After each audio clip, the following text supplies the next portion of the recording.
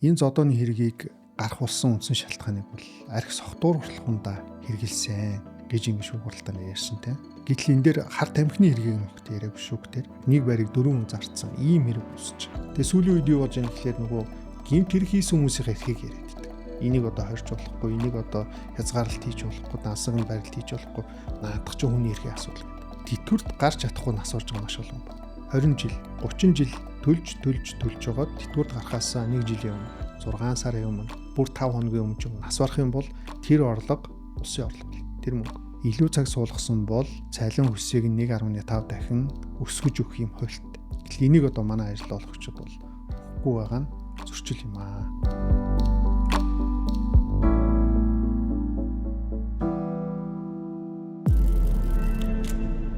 Монгол подкастын 2 дахь дугаар үгээр эхлэх гэж байна. Өнөөдөр бидэнтэй хамт хуульч Батхуу хүрэлцээрсэн манай танд энэ өдрийн мэндийг хүргэе. Өдрийн мэнд. За, хоёулаа шууд сэдв рүүгээ оръё те. Монгол улсад гарч буй нийт гэмт хэргийн 24.7% нь заллах гэмт хэрэг гэж байд юм байна. Тэнгүүд үүн дотроо одоо Орос улсны заллин сүүлийн үед бүр нэлээд гарч байна те.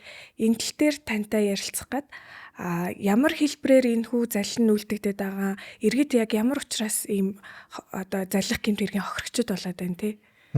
Би илүү бодтой жишээн дээр ярий те. Хүмүүс бол нэг 2 төрлийн одоо хилцэл дээр заллуулдаг. Нэг нь болохоор бартерын байр, нөгөөх нь өрсөн захиалга гэдэг. За манай нэг танд хүн яасан гэхээр зар үзчихсэн бартерын байр хямдхан зарнаа гэд. Тэгээ яг өөрийнх нь сонирхож исэн байршилд байсан учраас компанитаа очиод уулзжээ. Тэгсэн компани захирлан за манайх бол энэ байрны гаднах одоо бүх ажлыг хийж байгаа. За тэгээд энэ ажлынхаа хөлсөнд бид нэр 10 байр авах гэж байгаа гэдэг. Нөгөө байр үндсэн захиалагч компанитай хийсэн байраа үзүүлээ. За эндээс бид нар мөнгөний хэрэгцээ гарсан учраас 3-ын зарж байгаамаа. За тэгээд урьдлаа зарж байгаа учраас харьцангуй хямдхан байна гэдэг ийм зүйл хэлдэг. За тэгээд нөгөө хүн чинь зөвхөн одоо тэр гэрээг нь үзэхгүйгээр байран дээр яваад очив. Тэгсэн чинь үнэхээр тэр компани хүмүүс одоо ажил ингээл буцалж байгаа байхгүй. За тэгэхээр энэ бол найдвартай юм байна. Намар ашиглалтанд орох юм байна гэд төлбөрөө 100% игээд ингээ санаа амраа байж исэн намар байдгүй, хаврын байдгүй, дахиад 100 боллоо. Тэгээ компани руу ярахаар утсаа авдаггүй. Офс дээр нь яваад очсон чинь нүүцсэн байдаг. Тэгээ байдал юу нь биш боллоо гэд тухайн байран дээр очиод өөрөө захиасан байр руугаа орсон чинь өөр айл орсон байдаг. За ингээ заллуулснаа мэдээ цагдаа танддаг. Одоо хэрэг нь шалгатаад явж байгаа. Тэгэхээр энэ хүн одоо яг юун дээр алдсан бэ гэхээр захиалагч компанитай нь уулзаагүй байсан юм байна. Өөрөөр хэлбэл одоо тэр компанид энэ байрыг өгнө гэсэн боловч ажлаа дуусгах хийж өгнө гэдэг гэрээтэй. Гэтэл нөгөө компани ажлаа хагас дутуу хийчихэд гараа авчихсан. Тэгэн гол нөгөө захиалагч компани ажлаа хийгээгүй юм чинь би энэ бол миний байр гэдээ өөрөө зарцсан. За ингээд судлаа цагдаагаар яваадсэн чинь нөгөө бартер зарсан компани маань тэр байрыг нэмээд 2 хүн зарцсан баг. Нийлбэр дөрвөнгээр ингээд нэг байрыг 4 хүн зарцсан. Ийм хэрэг үүсэж байгаа. Тэгэхээр би эндээс хүмүүст юу гэж хэлэх гэж байна гэхээр та бартерын байр авах байгаа бол зайлшгүй гурвалсан гэрээ. Тухайн одоо барилгыг барьж байгаа компани байна, захиалж байгаа компани байна. За гурвалсан гэрээ хийгээд энийг би авж байгаа өөр хүн зарж болохгүй гэдгийг баталгааж болох нь. Хоёрдугаарт нь урьдчилан тэмдэглэгээ гэж байдаг. Улсын бүртгэл дээр очиод энэ байр ашиглалтанд орох үед миний нэр дээр ирэх юм аа. Би ийм гэрээ хийсэн юм аа гэдгийг төрийн байгууллагатаа бүртгүүлж байгаа. Тэгэхээр энэ харьцангуй найдвартай болчихж байгаа гэсэн. За 2 дахь төрлийн заллилан юун дээр явж байна гэхээр байрны урьдчилсан захиалга дээр явж байна. За ингээл манай компани ийм төсөл хэрэгжүүлж байгаа, ийм байшин барьж байгаа гэж очиод уулзгаар гой макет хийцэн, гой видео хийцэн. Тэгээд та урьдчлаа 100% төлбөрлөх юм бол хямдарнаа. Тэгэхээр одоо хүн ашигтай нөхцөл тавьж байгаа учраас төлбөрөө 100% төлчихдөг. Эсвэл гэрээгээ сар болгон төлбөр төлөөл яваад иддэг. За ингээд яг нөгөө байшин баригдах үед яваад очихоор дахиад өөр хүн зарцсан. Зарим нь бол бүр огт байраа барихгүйгээр хаяад алах болцсон. Ерөөсөө ийм 2 төрлийн одоо ашигтай нөхцөл тавьж байгаа гэрээн дээр л хүмүүс одоо заллуулад одоо энэ гэмт хэргийн хохирогч болоод байгаа. Тэр хүмүүс ер нь зах зээлийн үнээс айгүй хэм дагаа болохоор газ авчий гэдэг сэтгэлгээгээр л ингээ процессыг газ явуулчих гэдэг сэтгэлгээгээр баад ах шиг байгаа юм тий. Тийм ловер заллин хийж байгаа хүмүүс бол яг хүний сэтгэл зүйдээр тоглож байгаа. Бид нар бол одоо ингээд ашиглалтанд орох юм бол жилийн дараа ашиглалтанд орно метр квадрат нь 4,500. Та өнөөдөр авах юм бол бид нар 3,500. За бүр төлбөрөө 100% хийчих юм бол 3 саяар өгөө. маш ашигтай юм дийл байна. Та одоо авахгүйг бол дараагийн чинь үн хүлээж гин гэдэг байдлаар хүмүүс ингэ шахамдуулдаг. Тэгээд тэр хүн одоо янз бүрийн судалгаа хийх, гэрээгээ судлах, энд одоо бүртгүүлэх, хуульчаас зөвлөгөө авах ямар ч бололцоог нь хааж агаад мөнгө авчдаг. Тэгээд очиод уулзахаар эхний ээлжинд бол гоё ярина шүү дээ. Манай ажил жоох удаашрлаа. Лифт маань хил дээр гацлаа. Нэг ийм баг зэргийн маргаан гарчлаа. Хөрөнгө оруулалт хийж байгаа гэд ингээ явуулаад байна. Тэгээ 3-4 жилийн дараа энэ юу н худлаа боллоо гэд цагдаад хандах үед дэнд оройтсан байдаг. Нөгөө хүмүүс чинь хүмүүсээс авсан мөнгөө өөр тийшээгээ ингээ шилжүүлсэн. Дүрсийг нь өөрчилсөн, хэлбэрийг нь өөр болгоцсон. Тэгээ цагдаа ингээ шалгаад үзсгээр өөрийнх нь нэр дээр ямар ч хөрөнгө байхгүй. Нөгөө мөнгө нь гараа явцсан. Тэгээд шүүхэд хандахаар шүүхийн процесс маш уддаг.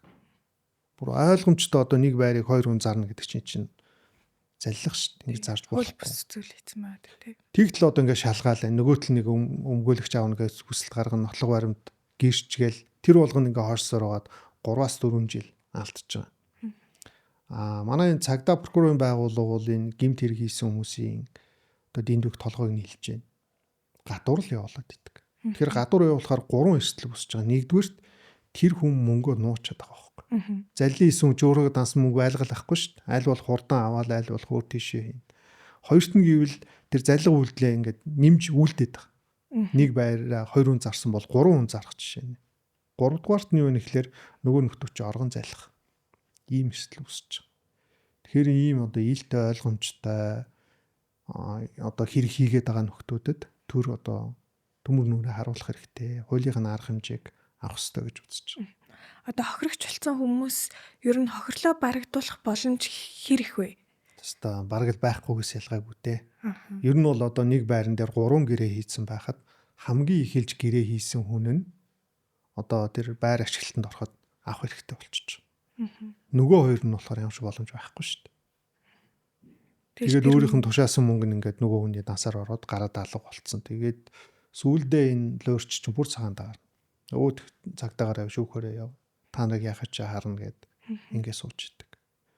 Цагдаа нар энэ луурчдын хойноос явахгүй болохоор иргэд өөрсдөө яваад эхэлж байгаа. Бараг одоо мөрдөгчийг цагдаа шиг тэгэл те энд явж гин тэнд явж гин ийм машинтаа явж гин утасны дугаараа солилцсон байна. Вайбраар нь бичгээд хариу өгдөг ах トゥ нь ийм байна гэл ингээд яваад идэг. Таны өнцгөөс хэлж байгаагаар болохоор одоо хуулийн хэлтийн байгууллага, шүүхийн байгууллага ер нь эрчимтэй ажиллах хэрэгцээтэй л гэж үзэж байна уу тий. Одоо хуулийн чиглэлээр одоо зөвлөлт заалт гэдэг ч юм уу тиймэрхүү ийм өөрчлөлт хийх шаардлагатай зүйл байгаа юу? Яг хөө манай хууль дээр бол энэ гэмт хэрэг үйлдсэн хүнд ногдуул хариуцлах бол хангалттай байгаа байхгүй. Тэгэхээр манай хуулийг ажиллахгүй. Маш удаан ажиллаж байна. Магадгүй яг нь ажлын ачаал юмнууд байдаг байх л та. Гэхдээ нэг байрыг 2 хүн зарцсан гэд хоёулаа гэрээгээ барьцсан. Хоёулаа мөнгө шилжүүлсэн баримтаа авцсан. Хоёулаа дансныхаа хуулгыг аваад цагдаа дээр очиход удаашаад байгаа байхгүй. Тэгээ прокурор руу ингээд саналаа өгөхөр хэрэг үүсгэдэг, хүний эрх ярьдаг. Тэгээ сүүлийн үед юу болж байгаа гэхээр нөгөө гэмт хэрэг хийсэн хүмүүсийн эрхийг яриад байдаг. Энийг одоо хорж болохгүй, энийг одоо хязгаарлалт хийж болохгүй, дансаг нь барилт хийж болохгүй, наадах ч хүний эрхийн асуудал гэдэг. Яг үнэндээ ингээд насаараа цуглуулсан хөрөнгө алдсан хохирогчийн эрхийг хинч ярихаа байцсан. Тэгэхээр одоо энэ хавраас одоо хуулийн хэлтийн байгууллагын ажиллаж эхлээсээ Монгол улсад энэ бүр хэвээ үзэгдэл болцсон энэ гэмт хэргийг таслан зогсоох хэрэгтэй. Одоо ингээд эргэн тойрны хүмүүсээс асуухад ямар нэгэн байдлаар энэ орон сууцны залхинд өрсөн хүмүүс байна шүү дээ. Харин байгаад байгаа байхгүй тий. Тэгэд энэ нь баг ингээ хэвээ юм шиг болцсон тий. Захиалга өгцөө одоо 5 жил болцсон баларсан. Тэгээ юу гээд. Чиний чи баг мөнгө биш шүү дээ. Хүний одоо шин насаараа цуглуулсан хөрөнгө. Мөрөөдөл амьдралынхын зорилго байгаа байхгүй. Одоо Солонгост очиж 5 жил ажиллаад эдэн цас цуглуулад ирсэн. Англи, Америкт хар бор ажил хийж байгаа хэдэн цаастаа болцсон. Эсвэл эцэг эхийнхээ хашаа байшинг зараад байрны урьдчилгаа хийцэн. Ийм мөнгийг л ингээд аваад ор сургаггүй алга болоод хуулийн хариуцлага хүлээдгүй гадуур чөлөөтэй явж байгаа хүмүүс маш их байна. Одоо орон сууцны заллинд тохирсон хүн шүүхэд хандъя гэгээд өөрийнхөө хохирлыг барагдуулах гал явж байгаа шүү дээ тэр хүмүүс. Тэгээ өмгөөллийн үйлчлэгээ авдаг, тэгээ хуулийн үйлчлэгээ авдаг. Тэнгүүд өмгөөлөгчдөө за тэдэн төгрөг өгөө гэд ингээд тарилцсан тохиролцсон байдаг. Тэгээ шүүхтэр очиод хохирлоо барагдуулж чадахгүй шүүхийн шийдвэр гарчаад идэг. тэр хойно дахиад өмгөөлөгчийн төлбөр тооцоог өгөх хэрэгцээ гардаг тийм Монголд. Тэгэл нөгөө өрийн дарамт гээл мөнгөний дарамтанд ингээ хүмүүс ороод байгаа тий. Таны өнцгөөс. За жишээ нь нэг хүн за 200 сая төгрөгийн шилжүүлсэн байлаа гэж бод тий. За тэгэл нөгөө нэг компани чинь шүүхэд өгөн шүүхээр явна гэдэг чинь маш цаг хугацаа авдаг. Жишээ нь ажил хийдэг хүмүүс явж чадахгүй шүү дээ. Нэг удаа очно, хоёр удаа очно, шүүх хурлын байнга ошлно. Тэгэхээр ийм нөхцөлд бол өөрөө явж амжихгүй ч гэсэн өмгөөлөгч авнаа. Хүн ажиллуулж байгаа юм чинь цалин үлсийг өгнөө. Нэг 10 сая төгрөг юм 20 сая төгрөг өгөөд нөгөө хүнийгээ явуулна. За ингээ явуулж байгаад нэг 3 юм уу 4 жилийн дараа арай ээж нөө 200 сая төгрөг авах тухай шийдвэрээ гаргуулж байгаа. Мөнгө бол аваагүй шүү дээ. Тэгээд дээр нь нэмээд өөрөө 20 сая төгрөг ч юм 10 сая төгрөгийг өмгөөлөгчд өгч байгаа байхгүй. Тэр хүн ямарч буруу байхгүй шүү дээ. Өөрийнхөө авах ёстой мөнгийг л авах гэж ингэж явж ийм хэмжээний зардал гаргаад энийгээ буруудлаа талаас гаргуулъя гэж шүүхэд хандахаар шүүх хангадаггүй. Шүүх юу гэж хэлдэг гэж өмгөөлөгч авах үгүй таны эрхийн асуудлаа. Та бараг одоо дурандаа өмгөөлөгч авчаад яагаад энэ өмгөөлөгчийнхөө зардлыг нөгөө талаас гаргуулах гэж байгаа юм бэ гэж ингэж шийдээд байгаа байхгүй. Ингэж болохгүй шүү дээ. Яагаад гэвэл тэр хүн сайн дурандаа өмгөөлөгч аваагүй шүү дээ. Аргагүй эрхэнд ороод авч байгаа байхгүй. Өөрөө шүүхээр явах цаггүй, хууль мэдэхгүй. Тийм ээ? Хуулийн үйлчлэгээ авахаас өөр аргагүй байдалд ороод өмгөөлөгч авч яхад манай шүүхийнхэн гардаггүй. Уг нь бол иргэний хууль дээр байдаг. Одоо талууд хоорондоо байгуулсан гэрээн дээр залт байдэн шүү дээ. Буруутай тал нь энэ гэрээнээс гарсан хохирол зардал төлбөрийг хариуцсан төлнө гэж. Тэгэхээр чиний буруу байна гэж хэлсээр байтал хоёр хүн хоорондоо тохирсоор байтал шүүхийн мөнгийг нь гаргадаг. Зөвхөн одоо энэ орон сууснаас гадна бизнесийн яриа одоо дийлүүд дээр гэрээн дээр бол маш их юм асуудал гардаг. Тэгэл ингээ шүүхтэр удах тусам хохирж байгаа хүндээ хохиролтой мөнгөний аваад залилсан хүнд ашигтай байдал үүсэж байгаа. Бусад оронд яадаг гэхлээр гэрээн дээрээ заасан бол хуулийн үйлчлэгнийхэн зардлыг буруутаад гаргуулдаг. Ийм одоо ингээ жишг тогтчих юм бол хүмүүс маргаан айл болох шүүхээ шийдвэрлэхээс зайлсхий шүү дээ. За үнэхээр миний буруу юм байна. Айл болох хурдан энэ үнэ хохирлыг барагдуулъя. Тэгэхгүй бол энэ мөнгө дээрээ нэмээ дахиад хуулийн үйлчлэгийн зардалгаа бөө мөнгө төлнө. Гэт ингээ маргаан ч айгүй урдан шийдэгдэнэ. Энэ чинь цаад утгаараа бол нөө шүүхийн ачааллыг маш их хэмжээр буруулж байгаа байхгүй. Тэгэхээр одоо Монгол улсын шүүхийн байгууллага шүүгчид энэ одоо заалтыг хэрэгжүүлж ажилламаар байна л гэж хэлмээр байна. Шүүх яагаад одоо хэрэгжүүлэхгүй байгаа вэ те? Тэр өнцгөөс таны бол ерөөсөө ойлгохгүй. Хуулийн дээр заасан, хуулийн дээр боломжийг нээсэн, талууд гэрээгээр тохирсон бол шүүх дундуур нь орж ирээд өөрөө шийдэж болохгүй байхгүй. Та хоёр ингээд буруутай тал нь өмгөөлөгчийн зардлыг төлөхөөр ингээд тохирсон юм байна. Тэгтээ би өгөхгүй гэж шийдлээгээд шүүх сууч шүү дээ. Бүр үнэхээр гайхмаар. Харин яагаад тэгээд вэ те? Харин чинь тэгэл буруу л байгаа байхгүй. Уг нь одоо иргэний хуулийн зохицуулалт бол илүү нээлттэй зохицуулалт байдаг. Та бид хоёр ямар ч нөхцлөөр тохирж болно. Бүр ингээд гэрээ байгуулахдаа тухайн гэрээ нэргүүч гэрээ байж болно.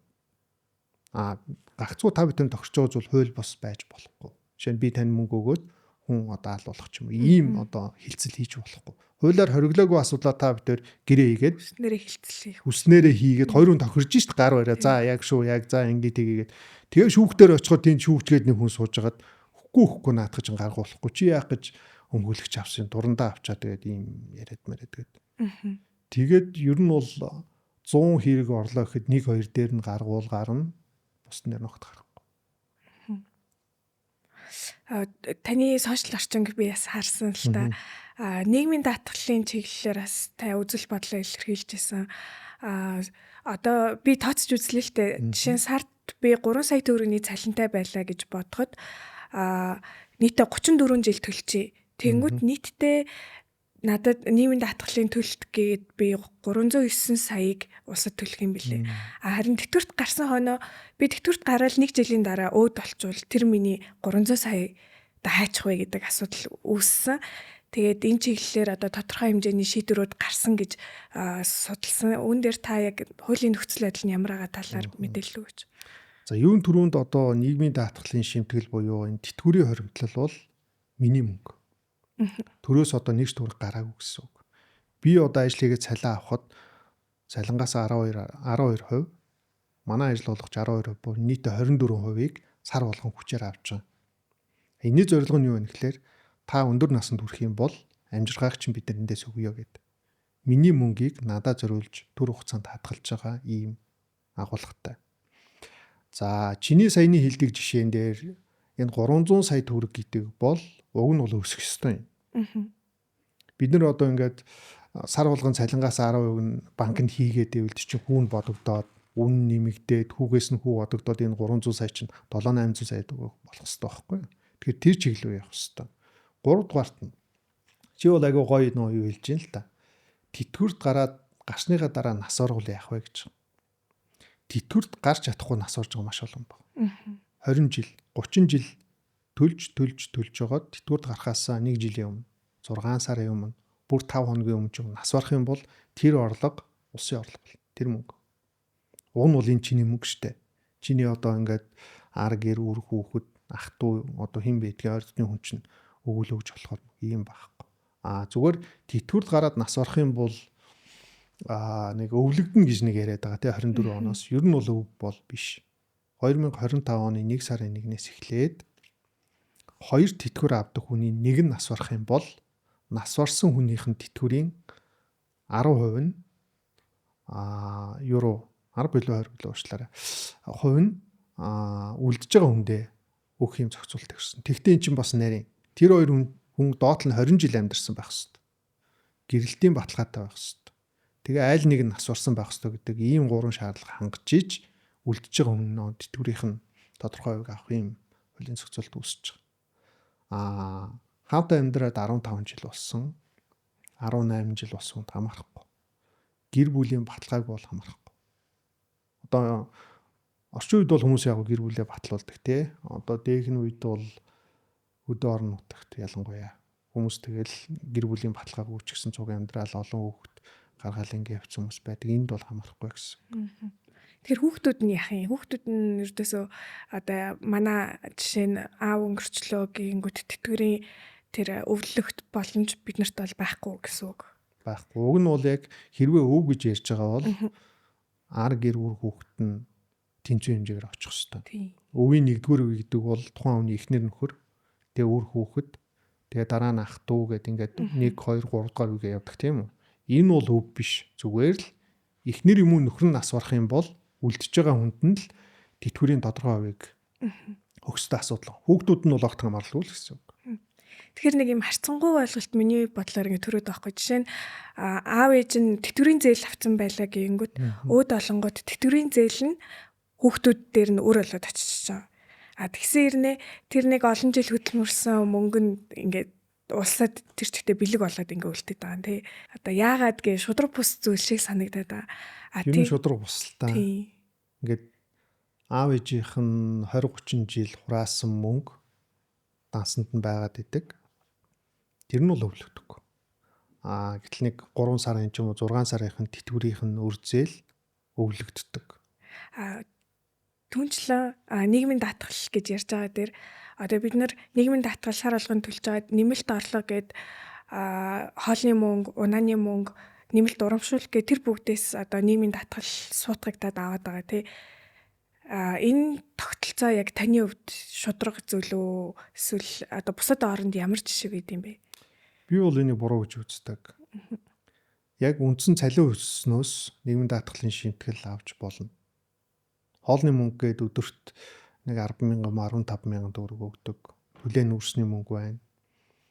За тэгэл одоо байр түрээсэлж байгаа тий. Одоо хөдөө орон нутагт ажилладаг, өөр газар ажилладаг бол байрны түрээсийн мөнгө өгдөг. Гэх мэтэр.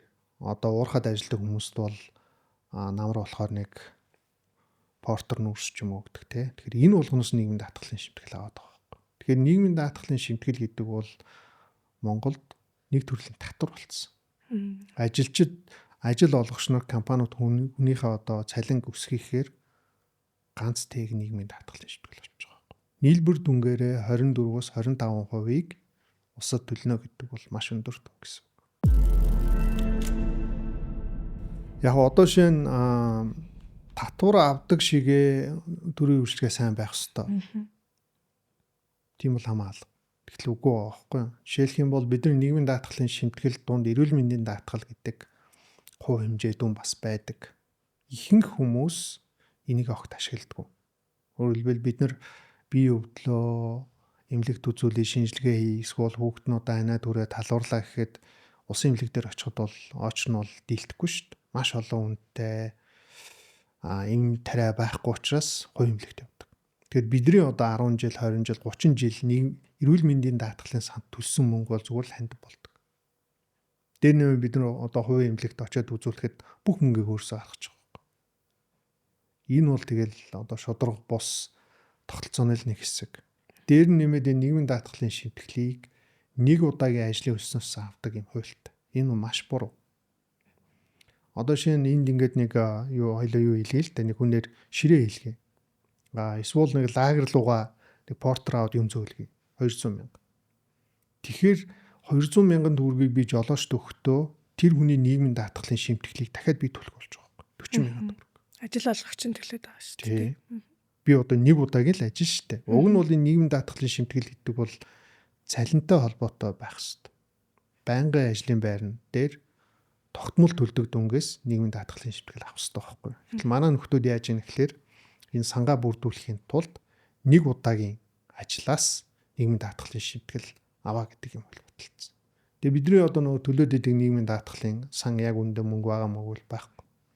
Үе үеийнхэн сайд дарганаар ийш оруулаад идээд хулгаалаад аваад дууссан. Нийгмийн даатгалын шимтгэл татвар гээд татварын багц хуулийн одоо шинжилэл бий болоод удахгүй явах гэж байна тий. Үүн дээр болохоор иргэдэд шинжлэж байгаа хэрэгтэй зүйлчлэл нь юу байна? Сөрөг зүйлчлэлүүд бас юу байна? За би хэрэгтэйгээс нь эхлээд ярив. Ер нь бол сангийн яам өнгөрсөн оноос эхлээд даатгалын багц хуулийг хуулийн төслийг боловсруулж байгаа. Тэр нь бол даатгалын ерөнхий хууль, нөөтийн хууль, аж ахуйн нэгжийн орлогын албан татвар, хувийн орлогын албан татвар гэх дөрвөн хуулийг багц болгож байгаа. Миний дэмжиж байгаа нэг юм гэхээр нөөтийн босхийг одоо 50 сая байгаа. 400 болгож нэмэгдүүлж байгаа. Тэгэхээр одоо тухайн хүн 12 сарын хугацаанд 50 сая төгрөгөөс дээш хэмжээний орлого олох юм бол нөөц төлөгч болдог. Одоо ингээ юмны өнөсцөн, төгрөгийн ханш буусан энэ үед бол юу юуг л энэ 50 сая төгрөг гэдэг чинь босгонд аваад байгаа. Энийг бол 400 болгож байгаа. Энэ бол маш сайн. Өөрөөр хэлбэл одоо бага буюу дунд орлоготой иргэдэд татварын дарамт үүсэхгүй байх юм зохицуул болжээ гэж харж байгаа. За дэмжиж болохгүй хоёр зүйл байна. Нэгдүгээрт нь бол би өнгөрсөн жил өөрөө эсэргүүцэж байгаад боловсон 3 төрлийн зүйлээс нөөт авах юм санал явж ирсэн. Нэгдүгээрт нь сургалтын төлбөр. Хоёрдугаарт нь эмчилгээ. Гуравдугаарт нь оршуулгын зардал. Одоо бол эдгээр үйлчлэгийг бид нөөтгүйгээр авч байгаа. Тэр хуулийн одоо төсөл төр юу гэж явж байна гэхээр нөөт авнаа гэсэн үг. Энэ нөөт гэдэг зүйл бол яг одоо эцсийн хэрэглэгч буюу та бидний төлдөг татвар байхгүй. Та ингээ хүүхдийнхээ сургалтын төлбөрт 10 сая төгрөг төлсөн бол нөөт авдаг бол сургууль бол зүгээр л 11 сая төгрөг гээл нэмчихнэ. Тэр мөнгө чи бид нар төлж байгаа. За эсвэл одоо эмнэлэгт очиод бид нар нэг эм тариа авдаг, хэвтэж имшлүүлдэг, үүсгээ аваад нэг 500 мянга болоход дахиад эмнэлэг нэмээд авчдаг. Тэр энийг бол эсэргүүцэж байгаа болиулсан. Энэ саналыг бол хүлээж авсан. Одоо ерөөсөө миний эсэргүүцэж байгаа нэг юм юу вэ гэхээр хүнсний бүтээгдэхүүнээс нөөт авдаг ийм санал явж байгаа. Бид нар одоо дэлгүүрээс сүү аавн, тараг аавн, мах аавн, нугаа аавн тийм ээ. Энэ бүх чинь нөөтгөл дүнгээр авч байгаа. Одоо авдаг болчих юм бол одоо энгийн хэрэглээний, өргөн хэрэглээний барааны үн автоматар 10% нэмнэ л гэсэн үг. Тэгэл инфляц өсвөл тэгнь. Бүх бараа тэр чинь зөвхөн тэр хэдэн бараа нь 10 өсөхгүй шүү дээ яг үндэ эдийн засаг. Агаал одоо бүх юмний үн нэмэгдээл явчихна. 50000-аар авдаг байсан сүү 5500 болно. 20000-аар авдаг байсан мах 22000 төгрөг болно л гэсэн үг. Миний өнцгөөс харж байгаа та бол ингээд нэлээ одоо хуулийн төсөл гэдэг ч юм уу одоо болохгүй байгаад одоо хуулийн хийдэл зүйлчлэлүүдээр ингээд тэмцээд байгаад байгаа юм тий. Сүүлд таны одоо иргэдээс санал авсан нэг зүйл байгаа. Тэр нь болохоор одоо орон сууцыг борлууллаа гэхэд 2% татварт төлөөд байсан. Үүний санал авангуудаа иргэдийн саналыг та өргөн бариад тэрний улсын хурал дээр хилцэх гэж байна уу эсвэл? За тэр ингэсэн. Эхлээ асуудлаа товчхон ярьчих те. Одоо Монголын ихэнх залуучууд мөнгө цуглуулж байгаад нэг байр зээлэр авдаг. Тэгээд нэг 10 жил төлөөд гэр бүлэнж одоо өнөр өтгөн болдог, хөрөнгө мөнгөж болцоотой болох үе тухайн байраа зараад томруулдаг тийм үү. Тэгэхээр төр юу гэж үзэж ийн гэхээр энэ нөхөр байраа зарж ийн, орлого олж ийн, тийм учраас эндээс 2% татвар авна гэж. Яг үндэ энэ бол орлого олж байгаа биш байхгүй юу? Чи байраа зараад бизнес хийх гээгүй штэ. Хүн яагаад байр зардаг гэхээр аргагүй нөхцөлд орж зард юм байна. Нэг бол одоо мөнгө төрийн хэрэгцээ гарсан, эсвэл томруулаа гэдэг зорилгоор. Тэгэхээр чи энэ байрыгаа нөгөө байр болгоход чамд ямар ч орлого олоогүй учраас эндээс 2% авах нь буруу гэж үзэж байгаа. Хоёрдугаарт нэхлээ дэлхийн бусад оронд буюу ихэнх оронд хүн өөрийнхөө амьдарч байгаа байрыг зархад энэс татвар авдаг юм байна. Энэ бол бизнес биш гэж үздэг. За тэгвэл ингээд 5 байртай байдаг гэж бодъё те. 5 байртай хүн чинь зөвхөн нэг байранд амьдрал 4 байрыг түрээслүүлнэ, зарна. Тэгэхээр энэ 4 байрнаас нь аавна. Яг өөрийнх нь үндсэн хаягнаас нь бол авахгүй гэдгийг зөвцөлт. Тэгэхээр би энэ санаа гаргаад олон нийт хэмжээ 100 мянган хүнийг санал авсан. 25 оны 9 сарын 15-ны өдөр улсын хурлын босгод авсан. За тэгэл нэг баахан ажлын хэсэг, судалгаа, цаана гэж явсаар хагаад одоо ажлын хэсэг байгуулагдсан байж байгаа. Улсын хурлын дэд дарга Ж Бат Эрдэнэ гэдэг хүн ахлаад за нэр бүхий нэг 10-аад гишүүн орсон байсан. Тэгэхээр би энийг бол одоо батлагдах болов гэж маш их найдаж байгаа. Зөв жоохон удаадах юм. Яагаад тэгэхээр 24 оны сонгуулиар бүх нам, эвсэл, дэвшигч бүгд л одоо татвар бууруулна л гэж амласан шүү дээ. Тэгэхээр одоо ингээд иргэдэн саналаа гаргаад татвар бууруулъя гэж өргөдөл өгч байгаа. Тэнийг бол шийдэх ёстой л гэж харж байгаа. За мөн таны бас нэг хийсэн том ажил байгаа. Үнэн нь болохоор одоо үл хөдлөх хөрөнгөө үн бууруулж зарж болохгүй гэдэг зөвлөлтийг одоо хүчингүүд болгосон. Тэгээ энэ үйл явц одоо ямар явж байгаа? Ямар төвшөнд явж байна? Үндсэн хуулийн цэцэд энэ хууль бол Монгол улсын иргэний үндсэн эрх зөрчиж байна. Хүн өмч хөрөнгөтэй байх, өмч хөрөнгөө чөлөөтэй загшин зарцуулах хэрэгт халдж гин гэж гомдол өгөөд тэрийг үндсэн хуулийн цэц хүлээж аваад шийдсэн байна. За 25 оны 6 сарын 6-ны өдөр дунд судлын уралдаан шийдээд 7 сарын 4-ний өдөр улсын хурл хүлээгээд авчихсан. За энэ хууль батлагдахаас өмнө яадаг байсан бэ гэхээр хүн өөрийнхөө хөрөнгийг зарч чаддаг байсан байхгүй. Одоо ингээл нэг ах хүүхд нь гадагшаа сургууль явах гал гараашаа зарна. Тэгтэл тэр гараашаа 50 сая төгрөгөөр авцсан байсан мөнгөний хэрэг гарсан учраас 45-аар зарна шүү дээ. Тэгэхээр улсын бүртгэл хүлээж авахгүй. Гэхдээ та яах гэж энийг хямдхан зарах гэдэг. За аавал үнтэй зар тэгжээж одоо наадны чинь нэрэн шилжинэ гээд. Тэр хүний өмчөд халтаад шүү дээ. Тийм шүү дээ. Уг нь бол эн чинь юу шүү дээ. Би өөрийнхөө хөрөнгийг хідээр зарах уу, хинт зарах уу гэдгийг би хинээч асуухгүй. Би өөрөө мэдэх. Бүр өнгө өгсөн ч болох хэрэгтэй байхгүй. Тэгэхээр манай төр засаг яасан гэхэлэр татвар авахын тулд заавал өндөр үнээр зараа гэдэг ийм сонин хууль батлаад тэр нь 1 жил хагас үйлчилсэн. Улсын бүртгэлийн ерөнхий газраас ингээд тодорхойлт авсан чи өдөр болгон гэрүүл маргаа уусдаг гэж. Нэг хашаагаа ч юм уу, байшингаа ч юм уу, байраа ч юм уу тийм хурдан зарагдахгүй шүү дээ. Зар тавьж арай ээж нэг хүн олоод улсын бүртгэл дээр очихоор өө наа чи ямар хямдхан зарах гэж байгаа юм бэ? Юу гэсэн үг мөн алхах өндөр зар тий бүртгэж авахгүйгээд өвдлийн буцаа шидээд идэг. Тэгээд сүрд хүмүүс яадаг гэхээр аргагүй хурамч гэрээ хийдэг болсон. Өндөр үнээр зарж байгаа юм шиг гэрээгээд өндөр татвар төлөөд тэгээ өөрхөө юм зардаг болсон баг. Тэгэхээр одоо ямар ч үсэн ийм хууль бол Монголд байхгүй болсон. Энэ бол 1992 оны үндсэн хууль батлагдсанаас хойш хувийн өмчийн эрхэнд халтсан хамгийн бүдүүлэх байдал. Энийг ямар ч үсэн үндсэн хуулийн цэц хүлээж аваад хүчингү болгосонд бол баяртай байна. Үндсэн хуулийн цэцээс одоо тогтоол гарлаа гингүүд шууд үйлчлэлээ шүү дээ тий. Тий маргаан үүсгэснээр тухайн одоо хуулийн хэрэгжилт бол зогсно. За үндсэн хуулийн цэцийн дүгнэлт гараад улсын хурл хүлээж авснаар тухайн хуульд өөрчлөлт орно гэсэн үг. Сүүлийн үед иргэдийн анхаарлыг татсан олон гэмт хэргүүд бий боллоо тий. Үн дундаас одоо бүлэг зодооны кейс байгаа. Яг хуульчийн өнцгөөс танд одоо яллах дүнэлтээ ингэж хийх боломжтой байсан штэ гэдэг өнцөг гарч ирсэн үү? За би хуульчийн хувьд бол энэ хэргийг шүүх буруу шийдсэн гэж үзэж байгаа. Тэгээ ийм шийдвэр гарсанд нь бол хувьдаа ичж байгаа. Тэгээ энэ талаараа ч гэсэн одоо өөрөө сошиал хуудасанда хэлсэн санал нэгж байгаа ч хүн байна, хэлгүй ч хүн байна. За би яагаад энэ шүүх буруу шийдсэн бэ гэдгийг тайлбарлая. За нэгдүгээрт энэ зодооны хэргийг гарахулсан үндсэн шалтгааныг бол архи согтууруулахундаа хэрэгэлсэн гэж ингэ шүүх хуралдаанд ярьсан тийм. За нэг хориулаа нийлээл 2 шил архи уусан, баг зэрэг согтсон. За тэгээ зодоо исэн гэх. Гэтэл энэ дээр хар тамхины хэргийг нөхд яриаг шүүхтэр. Тэр залуучууд хүн зодохдоо мансуурсан байсан. Энийг яагаад ярих ёстой вэ? Яагаад тогтоох ёстой вэ гэхээр энэ хоёр үндсэл байгаа. Нэгдүгээрт энэ хэрэг гарах болсон нөхцөл шалтгааныг шүүх тогтоох ёстой. Ямар хар тамхи хэрэглэсэн? Хэдийн хэмжээгээр хэрэглэсэн? Ер нь энэ хүүхдүүд хар тамхиг ямар байдлаар хэрэглэдэг вэ гэдгийг тогтооход за тэгээд энэ хар тамхины төрөл чинь одоо хүн хүнд үзүүлэх эффект нь өөр байна тий. Зарим нь бол хүнийг тайвшруулдаг, зарим нь хөөрөгдөг, зарим нь одоо зан характерт нь өөрчлөлт оруулдаг, харгас хэрцгий болдог гэдэг юм уу. Тэгэхээр яг энэ одоо бүгдээрээ нийлээд нэг хүн зодох үйл явцад хар тамхи яаж нөлөөлсөн гэдэг. Шүүх бол огт яриаггүй, тогтоогоогүй. Энэ буруу.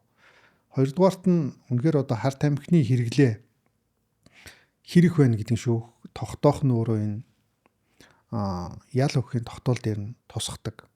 Одоо донцдог гэх юм уу те байн хэрэгэлдэг ийм нөхцөл байдал тогтоох юм бол одоо эмнэлгийн албадлагын одоо арга хэмжээнд хамруулах ёстой. Тэгэхээр энийг огт яриагүйгээр хилцэхгүйгээр энэ хэргийг шийдсэн нь буруу байна гэж. Хоёрдугаарт нь энэ олон нийтийн амгалан тайван байдал алдагдуулах гэмт хэргийг үлдээгөө гэж дүгнсэнтэй санал нийлэхгүй байна. Одоо энэ хэрэг чинь гадаа гудамжинд гарсаж хүүхдийн зууд. Гудамж гэдэг бол олон нийтийн газар. Дээр нэмээд тухайн баар харах үед гэдэг чинь гадаа нэг 30-40 хүн хараал зогсож байсан. Тэгээд дэрэн дунд ч одоо орилж ашгарч гүгээл хүн зодоол зам дээр гараал бөгөө асуудал үүсгэсэн. Тэгэхээр энэ яагаад одоо олон нийтийн амгалан тайван байдлыг алдагдуулах хэрэг биш болж таардаг үлээ гэдэг асуудал. За 3 дугаарт нь одоо энэ гэмтлийн зэрэг байгаа тийм. Яг би олон л хэрэг дээр ажиллаж ирсэн бас энэ чиглэлээр ажилладаг хүмүүстэй ярилцж байхад энэ гэмтлийн зэрэг зөв тогтоогдсон юм уу гэдэг асуулт яригддаг. Хүнд юм уу? Хүнд өвтөр юм уу? Энэ яаж тогтоогоос шалтгаалаад тэр хүмүүст олох ялын бодлогод бол яаж шийтгэл бол шууд нөлөөлнө. Арай хөнгөн тогтоогдсон юм биш үү гэж хүмүүс бол ярьж байгаа. Эдгээр бол би санал нэг байна. Эцэст нь хохирогчийн өмгөөлөгч энэ тал бол шүүхтэр бол бас яг тийм тултал ярьсан уу нөхцөл байдлаа үнэн зөвөр мэдүүлсэн үү гэдэг дээр би эргэлзэж байгаа. Яг гэвэл хангалттай хэмжээний мөнгө өгсөн те 1.5 тэрбум төгрөгийг өгөөд тэгээд үндсэндээ нөгөөтл нь юм ярихгүй харин одоо хэрэгт холбогдсон нөхдүүд бол өөрийгөө өмгөөлж өөрийгөө хамгаалж баах юм ярьсан. За хүн нөхцөл байдал хүн заавал гомд хаалгүй л дээ. Гэхдээ ер нь бол нэг тиймэрхүү зүйл болсон гэдгийг монголчууд бүгд харлаа шүү дээ. Эцэст нь одоо энэ хэргийг шийдэж байгаа шүүгч байна. Шүүгчийн харилцаа хандлагаас би үнэхээр итсэн. Энд чи одоо Монгол улсын нэрийн өмнөөс шийдвэр гаргаж байгаа одоо юм хүн шүү дээ. Тэгэхээр ерөөсөө нэг годомжинд хэрүүл хийж байгаа юм шиг те. Хоолоогоо шахаал, хүн загнаал. Тэгэд яагаад ийм шийдвэр гаргах болсон гэдэг үндслэж хангалттай одоо тодорхой тайлбарлаж чадахгүй байж ич ер нь бол нэг захирсан дээрэнгүй аясаар ингэж хандж байгаа нь маш буруу. Эцсийн дүндээ энэ олон нийтэд нээлттэй явсан шүүх хурал нэг нийгэм шудрагсны үнэлэмжийг тогтоодог. Ер нь ингэж болох юм уу болохгүй мө гэдэг шугамыг татдаг байхгүй. Тэгэхээр хүмүүс юу гэж ойлгосон гэхэлэр мөнгөтэй баян айлын хүүхдүүд хүн зодож болох юм байна. Тэгээд нэг зорчих эрх хязгаарлах гэдэг ял аваад юмнаас ингээм мултардаг болсон юм байна л гэж ойлгож байгаа. За хоёр дахь асуудал нь юу вэ гэхэлэр ер нь энэ хэрэг маргааныг нээлттэй шийдэх нь зөв юм уу? Хуулийн ямарч мэдлэггүй хүмүүс ч ингээ шүүгч хийгээд ял төлөвлөөд алаач дүүжлээч гэж байгаа нь зөв юм уу гэдэг асуулт ярьж байгаа. Энэ бол зөв шүү дээ. Жишээ нь одоо Америкт O.J. Simpson-ы хэрэг гэж гарсан. Спортын том од байхгүй. Эхнэрээ одоо ингээд алсан хэрэгт. Тэр нь одоо цагаан арьстай эмэгтэй байсан. Эхнэрийгээ түүнийх нь найз одоо залуутаа нь алсан хэрэгт буруутгацсан. Энэ ингээл нээлттэй л явсан шүү дээ. Хоёрт нь гэхэлэр энэ хэргийг одоо зөвхөн хуульчид, зөвхөн шүүгчид, зөвхөн прокурор шийддэг биш. Одоо Америк жишээ нь танхагтны шүүх гэж байгаа. Тийм үү? Хуулийн ямар ч ойлголтгүй 9 жим 11 хүн сууж байгаа л энэ хүн буруутай байна, энэ хүн буруугүй байна гэл том хэрэгүүдийг шийддэг шүү дээ. Тэр юу гэж ийм ихлээр олон нийтэд хуулийн мэдлэггүй ч гэсэн хүмүүс тийм шудраг олсны үнэлэмж байдаг. Тэр саяны одоо явсан хэрэг дээр олон нийт бол шүүх нь буруу шийдлээ гэдэг тийм үнэлэмж байгаад байгаа биз. Тэгэхээр энийг бол манай шүүх харгалзаж үзэх хэрэгтэй байхгүй юу? таны хэлсэн үнцэг одоо ийм хязгаар тогтоодог гэж штэ. Тэр миний хувьд бол аюу юм чухал гэж санагдлаа л та. Тэгэнгүүт ингээд нээлттэй шүүхурлууд болж хахад иргэдийн өнцгөөс Монголын шүүх ийм юм уу гэдэг ийм одоо тэр хязгаар тогтоох үнэлэмж маань биднийх бүр буураад байгаа байхгүй тий. Дээрэс нь харж байгаа бас нэг өнцг нь шүүгч, өмгөөлөгч гэдэг ч юм уу, прокурор гэдэг эдгээр хүмүүсийн одоо харилцаа хандлага таны хэлсэн тий хуульчийн ёс зүй гэдэг зүйл бүр нийтлэхээр гоё сайн тогтож чадсан үгүй нас эргэлзээтэй юм шиг санагдаад байгаа байхгүй. Нээлттэй явна гэдэг бол тухайн хэрэгт ач холбогдол бүхий бүх баримтыг, бүх үйл явдлыг бүх хүн харж байна л гэсэн үг. Хавс хэрэгтэй танилцсанаас ялгаагүй нөхцөл байдалд явсан учраас бид нэр үзэл бодлоо илэрхийлэх. Шүүх зөв шийдсэн бол зөв, буруу шийдсэн бол буруу гэж хэлэх хэрхэн бүрэн нээлттэй байгаа. Шүүх хуралдаанд оролцож байгаа талуудын хувьд гэх юм бол прокурор одоо яллах талыг барина, өмгөөлөх цагаатах талыг барина. За тэгээд талууд айл өөрсдийнхөө өнцөг, өөрсдийнхөө үндэслэлийг нотлно. Шүүгч бол хөндлөнгийн байр сууриас шийдвэр гаргах ёстой. Тэгэхээр одоо олонний анхаарал татсан хэрэг дээр бол лав одоо түрүүний хэлсэн хэрэг дээр бол буруу шийдсэн гэж би үзэж байгаа. Гэхдээ Монгол улс 3 шатны шүүхтэй. Давзаалдах шатны шүүх, улсын дээд шүүх гэж байгаа. Тэгэхээр анхаар шатны шүүх нь одоо алдаа дутагдал гаргасан буруу шийдсэн бол дээд шатны шүүх нь засаа залруулад явах болов уу гэж харж байгаа. Эндээс би одоо юу гэж бодсон гэхээр Монгол улсын одоо хамгийн анхны олимпийн авраг гэдэг сайхан бүх байлаа. За энэ хүн архитарс дууж, хүн зодсон, хэрэг төв үүсгэлээ гэл яригдгэл байсан. Тэр болгонд ингээл хаацаалж, аргалж авч үлцээр байгаа эцсийн үндэ тэр хүн амны хэрэгт холбогдсон. Одоо шоронд ялаа хэлж байгаа тийм. Тэр би юу гэж бодоод байна гэхээр ерөөс анхных нь хэрэг дээр нь хуулийн хариуцлага хүлээлгээд 1 сар ч юм уу 5 сар ч юм уу суулгаад ингээ гаргасан бол тэр хүн чинь ойлгоно, ухаарна.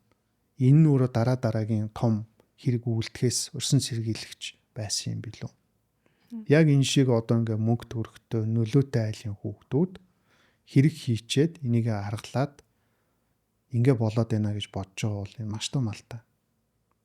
Хэрэг болгоныг одоо аав ээж нь харгалж чадахгүй шүү дээ. Тэг нүүдэлтэй тэр хүмүүсийн үлж байгаа хэргийг хохирогчд гэж хүмүүс дахиад л одоо гарахыг үгүйсэхгүй. Тэгэхээр ерөөсөө энэ хуулийн зарчим гэдэг бол гэмт хэрэг үйлдсэн бол яаш шийтгэл гарцааг байна гэдэг юм зарчим. Хоёрд нь гэвэл тухайн оногдуулж байгаа яаш шийтгэл нь хийсэн гин буруугийн хэлбэрт нийцсэн байна гэж. Тэгэхээр би нэг айлын 3 хүүхдийг шоронд хийх гэдэг юм да биш. Хуулийн зарчим бол чи буруу зүйл хийсэн бол ял шийтгэлээ хүлээ. Чамд ногдуулж байгаа яар сэтгэл чинь үйлдсэн гэмт хэрэгтэйгээд нийцсэн байх ёстой гэдэг зарчмыг л хараад байгаа. Хүн бүр л ажлын байран дээр гарч байгаа хөдөлмөрийн харилцаанд өдөр тутамдаа орж ийн тий. Хуульч хүний өнцгөөс одоо ийм хөдөлмөрийн хуулийг ингээд зөрчөөд байна штэ. Ингээд хүмүүс ингэж шудраг бус хандаад байна штэ гэдэг зүйл таны хувьд. Нийтлэг гард 3 асуудал байгаа. Нэгдүгüрт нь бол энэ ажил хийж байгаа хүмүүстэй ажиллах заавал гэрээ хийх ёстой. Манай хүн бол ихвчлэн амаараа төгсдөг те. За одоо ингээд өнөөдрөөс ажилдаа орноо, ийм юм ажил хийнэ, тэдэн дөрөв цалин өгнө гэдэг. За 14 хоног ажиллаулд юм уу, 2 сар ажиллаулд юм тэгж байгаа. За шаардлага хангахгүй байна, таалагдахгүй байна. Одоо гараагаа явуулчихдаг. За тэр хүн чи одоо тэндээсээ гараад нийгмийн даатгалын шимтгэл төлж исэн бол ажилгүйдлийн тэтгэмж авах хэрэг нь үүсэндээ. Тэгэхээр тэр хүн чинь тушаал хэрэгтэй, хөдөлмөрийн гэрээ хэрэгтэй. Тим огт байдгүй. Агил хуулиараа чи хүн авч ажиллаж байгаа бол заавал гэрээг бичгээр хийнэ гэдэг хөлт. Хоёр дахь асуудал нь гэхээр цалин үлсийг одоо бэлэн мөнгөөр олгоно гэдэг юм залттай. Одоо зарим компаниуд ч бол одоо ингээл түлээ нүүрснээс эхлүүлээл те янз бүрийн байдлаар ингээ бартераар цалин үлсийг олгох гэж үздэг. Энэ бол буруу. За гурав дахь асуудал нь юу вэ гэхээр чиний цалин үлснөөс одоо сар болгоно нийгмийн даатгалын шимтгэлийг суутгаж аваад усад төлөх ёстой. Гэтэл манай ажил олгогчд бол энийг хийдгүү. Цалин дээрээс нь бол аваад идэг. Суутгал нь явагдаад идэг. За тэгээд нэг хэдэн жилийн дараа байдیں۔ Тэ 2 юм уу 3 жилийн дараа эргээ харахаар нийгмийн даатгалын шимтгэлийг авах төлөөгүй байдаг. Тэгэхээр энэ асуудал дээр өөрөө одоо байнга шалгаж явах ёстой, шаардж явах ёстой. Яагаад гэвэл хуулиараа заавал төлнө гэж заасан байна. нийгмийн даатгалын ерөнхий газрын пэйж хуудасаар орохоор нийгмийн даатгалын шимтгэлээ бид нар одоо онлайнаар харж болдог болсон шүү дээ. Энийг одоо би хараасаа үзээсэй гэж хүмүүст хэлмээр байна. Төлсөн төлөөг нь гараад ирчдэг тийм. Сард одоо төлж гин үү, төлөхдөө хэдэн төгрөгөөр бодож төлж гинэ гэдэг энэ бүх тун гараад ирнэ. За эцэст нь одоо ингээд хөдөлмөрийн ярилцаанд маш нийтлэг байдаг зөрчил бол илүү цагийн мөнгө өгөхгүй байх явдал байгаа тийм ээ. Өглөө ингээд 9 цагаас жоохон хоцроод ирэхээр цалингаас нь хасаад идэг. Гэхдээ орой бол ингээд суулгаад идэг тийм. Эсвэл даргандар нь ингээд өдөөс хойш ирчээд ажилдаа явуулдаг. 7 8 9 10 болтон суулгаад идэг. За суулгаж болно, ажил хийлгэж болно. Гэхдээ илүү цаг суулгасан бол цалин хүссийг 1.5 дахин өсгөж өгөх юм хуульт. Энийг одоо манай ажил олгогчид бол өгөхгүй байгаа нь зөрчил юм аа. Одоо ажиллаж байгаа хүн ч гэсэн ер нь илүү цагаа авах ёстой штэ гэдэг ойлголт ч бас цөөхөн байгаа юм шиг санагдаад идэв миний хувьд. Дээрэс нь хоцорсон юм чинь чи хоцорлоо. Хоцорсон мөнгө чи суутах нь гингүүтээ би тэтэн цаг илүү ажилласан байна. Энийг аавыг гэтэнгүүт чи өглөө хоцордог үстэй гэдэг ч юм уу одоо ийм зөрчлүүд бий болоод байна тий. Ер нь бол хөдөлмөрийн харилцаа, ажил эрхлэн гэдэг бол ажилтан ажил олгогч хоёрын хамтын тохиролцоо байхгүй юу? Чи цалин авж байгаа нь чиний ажил олгогч хамт нэг сайн хандаад байгаа юм бол биш шүү дээ. Чи хийсэн ажлынхаа хөлсийг л авж байгаа. Чамд өгөх ёстой. Нэгдүгээр. Хоёрт нь юу өглөө цалингаас хоцорлоо гэж цалингаас суутгадаг бол орой илүү суулгасан бол илүү мөнгө нөх ёстой. Энэ илүү шудраг. Тэгэхгүй ингээд өглөө 10 минут хоцрохоор 20,000 цаас хасчаад орой 2 3 цаг илүү суучаад мөнгө нь өгдөггүй байж болохгүй. Тэгэхээр манай ажил олгогч төр ажилтнууд төр харилцсан энэ нөхцлөө шаарддаг төлөвлөгөл байх ёстой. Өнөөдөр манай урлагийн хүлээн авч ирж биднэрт маш хэрэгтэй мэдээллүүдийг өгсөнд маш их баярлалаа. За баярлалаа, та бүхэнд амжилт хүсье. Таны ажил үсч их сайн амжилт хүсье.